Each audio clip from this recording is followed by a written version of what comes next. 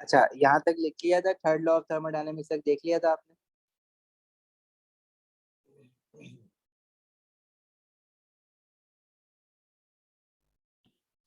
Next हमें देखना है इफेक्ट ऑफ टेम्परेचर और एंट्रोपी वैल्यूज।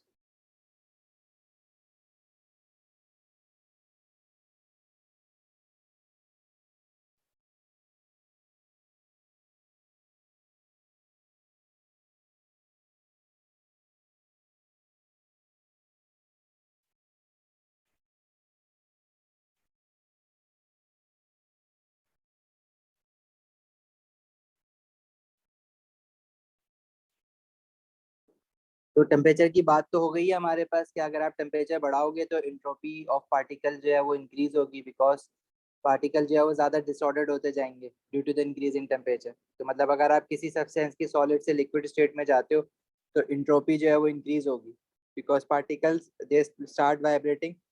और जब वो अपना चेंज ऑफ स्टेट कर लेगा, सॉलिड से लिक्विड में आ जाएगा, तो एंट्रोपी और ज्यादा इंक्रीज हो जाएगी। जैसे वो वाइब्रेट करना शुरू हो जाएंगे तो डिसऑर्डरनेस तो बढ़ना शुरू हो गया है ना। तो एंट्रोपी इंक्रीज होना शुरू हो जाएगी, लेकिन जैसे ही वो सॉलिड से लिक्विड में मेल्ट होगा तो एंट्रोपी बहुत ज्यादा इंक्रीज होगी। ठीक है, inverting we can say increase in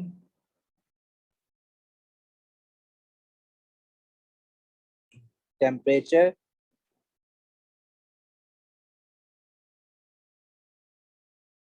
increases the entropy as particles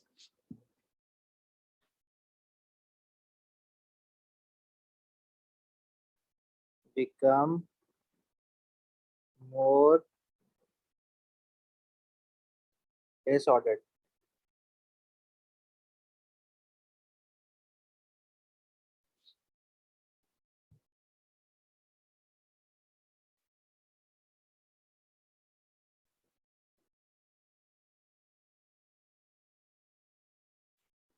तो वाई एक्सिस पे हम एंट्रोपी ले लें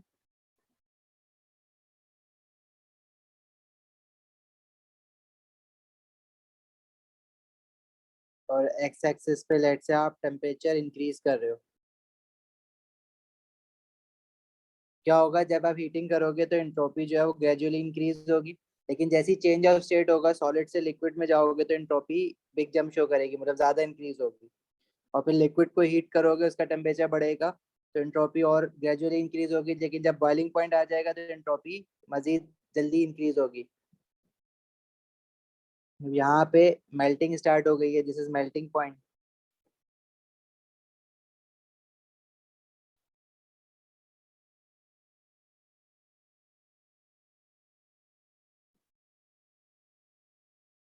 this is boiling point.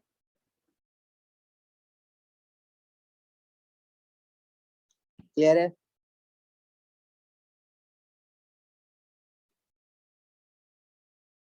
Ji sir. Similarly जब भी कोई केमिकल रिएक्शन होगा तो एंट्रोपी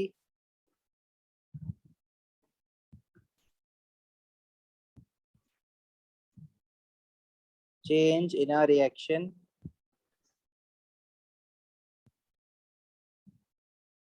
देखो अब जब भी कोई केमिकल रिएक्शन होगा तो रिएक्टेंट्स की अपनी एक एंट्रोपी होगी और जो नए प्रोडक्ट्स बनेंगे उनकी एक अपनी एंट्रोपी होगी। ठीक है, तो हम लोग जो है वो चेंज इन एंट्रोपी निकालेंगे, जो प्रोडक्ट की एंट्रोपी है माइनस जो रिएक्टेंट की एंट्रोपी थी। तो चेंज इन एंट्रोपी निकाल के हमें ये पता चलेगा कि during a chemical reaction entropy change increase हुआ या डिक्रीज हुआ। जैसे एंथैल्पी चेंज इंक्रीज होता था तो हम कहते थे पॉजिटिव रिएक्शन एक्सोथर्मिक है। ठीक है, इंट्रोपी इंथैल्पी चेंज डिक्रीज होगा या मतलब इंथैल्पी चेंज अगर पॉजिटिव होता था तो हम कहते थे एंडोथर्मिक है, उल्टा कहते थे। नेगेटिव होता था तो हम कहते थे एक्सोथर्मिक है। इसी तरह यहाँ पे भी इंट्रोपी जो है ना हमें एक रिएक्शन का आइडिया देती है। इंथैल्पी चेंज हमें ये आइडिया देती थी कि जब भी कोई केमिकल रिएक्शन हो रहा है तो net amount of heat energy absorb हो रही है या रिलीज हो रही है। और इंट्रोपी चेंज हमें ये आइडिया देगा कि जो हमारा केमिकल रिएक्शन है वो स्पॉन्टेनियस है या नॉन स्पॉन्टेनियस है। ठीक है, और ये मालूम करना कुछ केमिकल रिएक्शंस के लिए जरूरी होता है, जैसे मीथेन वाला है। अब हमें पता है कि वो स्पॉन्टेनियस रिएक्शन है। अगर घर में अगर आप कोई कुकिंग रेंज खुला छोड़ जाओ उसकी गैस और अगर वो जमा हो गई है तो जरूरी नहीं है कि कोई घर में आके माचिस जलाएगा तो ही वो जलेगी। There is always a chance कि वो खुद ब खुद केमिकल रिएक्शन स्टार्ट हो जाए।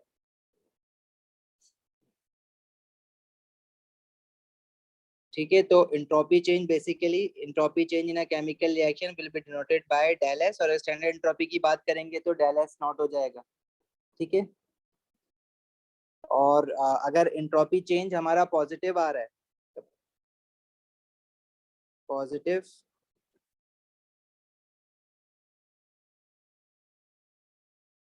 Value of standard entropy change, इसका मतलब है indicates increase in entropy. Reactant मतलब प्रोडक्ट की एंट्रोपी ज्यादा है as compare to their reactant,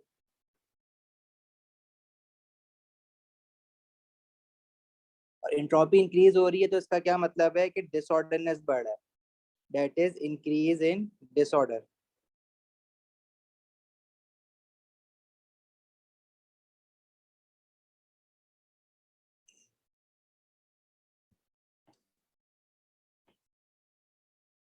right, जैसे फॉर एग्जांपल हमारे पास केमिकल रिएक्शन हो रहा है, अमोनिया गैसियस स्टेट में रिएक्ट कर रही है हाइड्रोजन क्लोराइड गैस के साथ to form ammonium chloride solid state में। तो इसमें देखो रिएक्टेंट साइड पे दोनों गैसेस है, प्रोडक्ट साइड पे सॉलिड है, तो डिसऑर्डरनेस कहाँ पे ज्यादा होगा, रिएक्टेंट साइड पे या प्रोडक्ट साइड पे?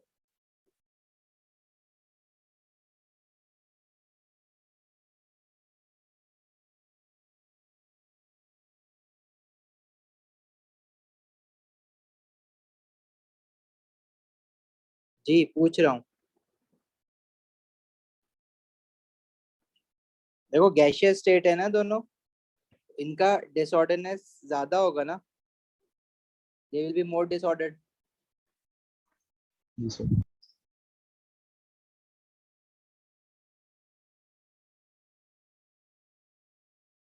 और प्रोडक्ट साइड पे सिर्फ एक ही चीज है जो कि सॉलिड फॉर्म में है, तो वो लेस डिसऑर्डर्ड होगी। मतलब जो रिएक्टेंट है उनका इंट्रोपी की वैल्यू ज्यादा होगी एज कम्पेयर टू प्रोडक्ट, तो इंट्रोपी जो है वो डिक्रीज हुआ है। ओवरऑल इंट्रोपी रिएक्टेंट से प्रोडक्ट की बात करें तो प्रोडक्ट का इंट्रोपी कम है, रिएक्टेंट का इंट्रोपी ज्यादा है, तो there is a decrease in entropy, तो जब भी वैल्यू नेगेटिव में है इसकी। ठीक है, बट हम किसी भी केमिकल रिएक्शन को ये देख के नहीं बता सकते कि इंट्रोपी इंक्रीज है डिक्रीज है। हाँ, ये देख के जरूर बता सकते हैं थ्योरेटिकली, वैल्यू नहीं बता सकते, लेकिन किसी केमिकल रिएक्शन को जिसमें लेट से अगर रिएक्टेंट साइड पे गैसेस ज्यादा थी, प्रोडक्ट साइड पे गैसेस कम है, तो एंट्रोपी डिक्रीज हो रहा है। लेकिन अगर प्रोडक्ट साइड पे गैसेस ज्यादा बनी है, रिएक्टेंट साइड पे गैसेस कम है, तो एंट्रोपी इंक्रीज हो रहा है। तो इस तरह से कुछ रिएक्शंस के बारे में जिसमें गैसेस होती है हम बता सकते हैं, लेकिन हर उस रिएक्शन की एंट्रोपी की वैल्यू हम नहीं बता सकते। लेकिन फॉर एग्जाम्पल अगर कोई ऐसा केमिकल रिएक्शन है जिसमें लेफ्ट हैंड साइड पे रिएक्टेंट साइड पे भी सारी की सारी चीजें लिक्विड है या एक्वस है, और प्रोडक्ट साइड पे भी सारी की सारी चीजें लिक्विड है या एक्वस है, जैसे एसिड और अल्कली का रिएक्शन है, तो उसमें जो है हम फिर नहीं बता सकते कि एंट्रोपी इंक्रीज हो रहा है या डिक्रीज हो रहा है, फिर उसको निकालने का एक तरीका होगा।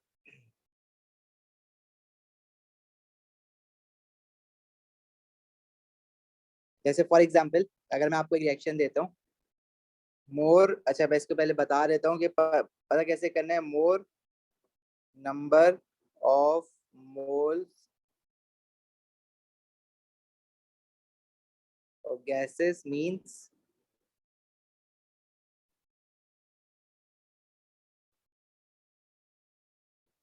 greater entropy। जैसे फॉर एग्जांपल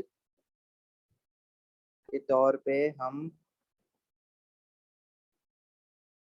ये इक्वेशन है कैल्शियम कार्बोनेट लाइमस्टोन जो कि सॉलिड फॉर्म में डिकम्पोज हो रहा है to produce calcium oxide solid form में एंड कार्बन डाइऑक्साइड गैस। तो अब इसकी मुझे बता सकते हो कि एंट्रोपी की वैल्यू इंक्रीज होगी या डिक्रीज होगी?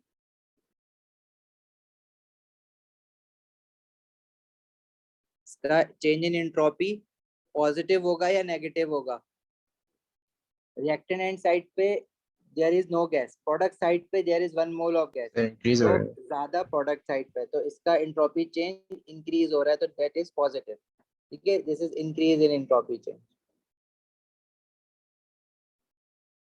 इसी तरह लेट से अगर मैं कहूँ कि मेरे पास है ये N2O5 decomposes to produce nitrogen dioxide and oxygen. Nitrogen dioxide gas form में बनता है, ऑक्सीजन भी गैस है, N2O5 भी गैस है। इसको अगर बैलेंस करें तो 2 mole of N2O5 and 4 mole of nitrogen dioxide. ठीक है, तो इसमें बताओ एंट्रोपी चेंज इस रिएक्शन का इंक्रीज हो रहा है या डिक्रीज हो रहा है?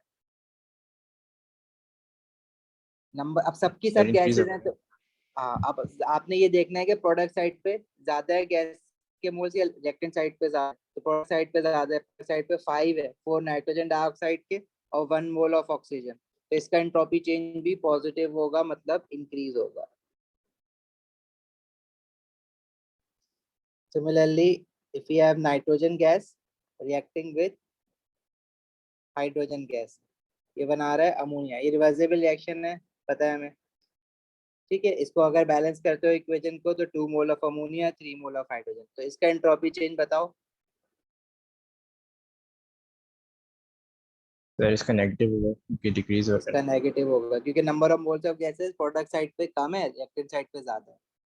ठीक है, but this is an approximate method, जैसा रूल ऑफ थंब, जिससे हम किसी केमिकल रिएक्शन को देख के मतलब क्या कहते हैं, एक अंदाजा लगा सकते हैं। ठीक है, लेकिन हर चीज का नहीं बता सकते ना। अब जैसे फॉर एग्जांपल हमारे पास एक, मैं कहूँ कि मेरे पास एक रिएक्शन है जिसमें जैसे ये फ्लोरीन है गैस फॉर्म में, क्लोरीन जो है वो गैस फॉर्म में, और ये ClF क्लोरीन फ्लोराइड बना रहा है, ये भी गैस फॉर्म में बनता है, और मोल्स इसके दोनों साइड पे 2 मोल्स बनेंगे। तो इसका जो एंट्रोपी चेंज है, अब number of moles of gases हमारे बराबर है, तो इसको हम कहेंगे कि भाई अप्रोक्सीमेटली जो है जीरो है, क्योंकि there is no entropy change, but there it is not zero, non zero होता है। इसलिए हम थ्योरेटिकली तो बता सकते हैं कि इंक्रीज या डिक्रीज है, लेकिन हम एग्जैक्ट वैल्यू नहीं बता सकते और हर रिएक्शन के लिए नहीं बता सकते। ठीक है, क्लियर है, बात समझ आई यहाँ तक? है। जी सर।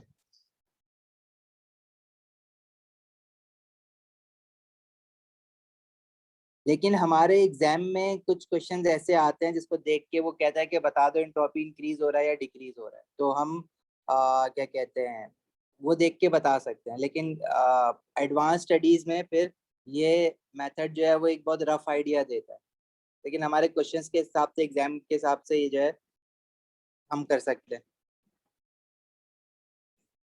क्वेश्चंस करेंगे पास पेपर के तो और आइडिया हो जाएगा। ठीक है, अब जैसे मैं कुछ और एग्जाम्पल दे देता हूँ स्ट्रेट।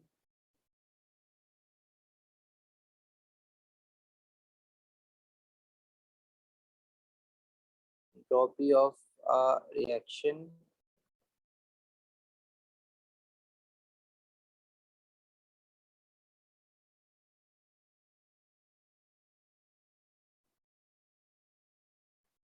और डिक्रीजिंग।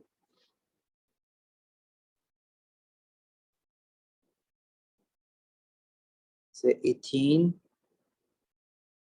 गैस, या हाइड्रोजनेशन ऑफ इथीन है टू प्रोड्यूस एल्केन। ठीक है, इक्वेशंस को बैलेंस कर देता हूँ चलो। ठीक है, नंबर सेकंड इक्वेशन इज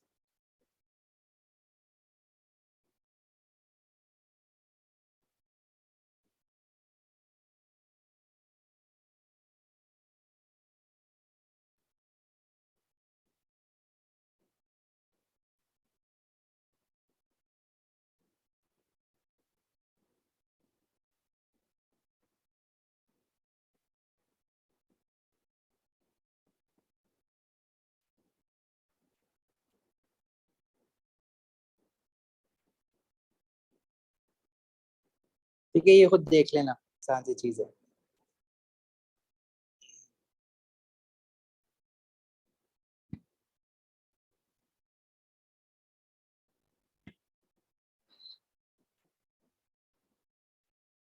अच्छा, अब ये तो हमने रफ आइडिया बताया ना कि इंक्रीज हो रहा है डिक्रीज हो रहा है। अगर मुझे एग्जैक्ट वैल्यू निकालनी है कि एंट्रोपी चेंज जो है वो during a chemical reaction increase हो रही है या डिक्रीज हो रही है, तो क्या करेंगे?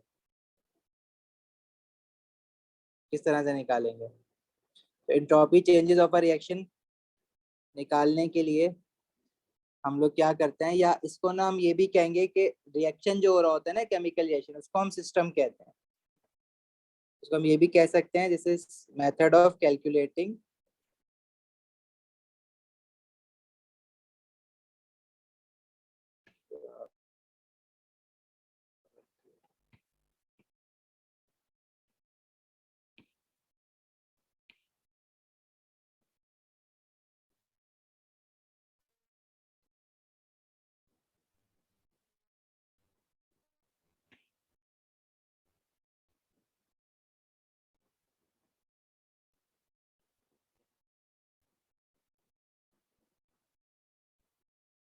Entropy changes of a system. तो इसका जो फॉर्मूला होता है, it is entropy change of system. System मतलब रिएक्टेंट और प्रोडक्ट्स, ठीक है, उनके बाहर की चीजें वो सराउंडिंग कहलाती है। तो change in standard entropy of system कैसे निकालोगे?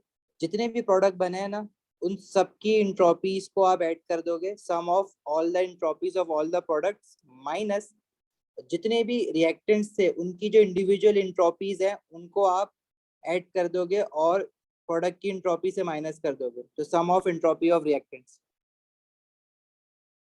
समझ आई बात? और ये वैल्यूज आपको हर प्रोडक्ट में या हर रिएक्टेंट की एंट्रोपी की वैल्यू आपको गिवन होगी। जैसे फॉर एग्जांपल अभी हमने, अच्छा अब ये वैल्यूज जरा लिखनी पड़ेगी। अच्छा ये वैल्यू डाटा बुकलेट में नहीं मिलेगी, ये आपको ना क्वेश्चन के साथ मेंशन होती है। बहुत आसान सी चीज है, बस आपने वो वैल्यूज देख के ऐड करके फॉर्मूले में पुट करनी है। जैसे कार्बन डाइऑक्साइड गैस हो गया और ये बन गया वाटर इन लिक्विड फॉर्म। अब आपको जो है ना एंट्रोपी की वैल्यूज, जैसे फॉर एग्जांपल हमारे पास मीथेन है, तो मीथेन की एंट्रोपी की वैल्यू गिवन होगी, that is 186 kilo joule per mole पर केल्विन। ये मैंने लिखा नहीं मीथेन, मीथेन। इसी तरह ऑक्सीजन की एंट्रोपी की वैल्यू आपको गिवन होगी। सिमिलरली ऑक्सीजन, फिर कार्बन डाइऑक्साइड की एंट्रोपी की वैल्यू, स्टैंडर्ड एंट्रोपी की वैल्यू आपको गिवन होगी, और वाटर की एंट्रोपी की वैल्यू आपको गिवन होगी।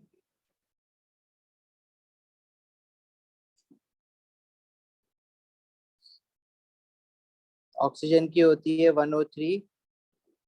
अच्छा ये मैंने किलो जूल्स लिख दिया, वो इंथैल्पी चेंज का हमें आदत होती है ना, बट ये जूल्स में होती है, से जूल्स पर मोल पर केल्विन।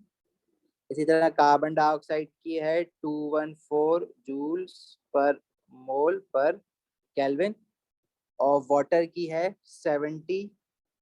देखो वाटर लिक्विड स्टेट में है ना, बाकी सारी गैसेज हैं तो इनकी ज्यादा है, वाटर की कम है। लिक्विड स्टेट, सॉलिड स्टेट जो होती तो और कम होती। तो अब आपने क्या करना है, बस फॉर्मूला में, अगर आपने ये जो एंट्रोपी, ये जो फॉर्मूला आपको दिया हुआ है एंट्रोपी चेंज का, इस फॉर्मूला में आपने वैल्यूज पुट करनी है, that's it, as simple as that.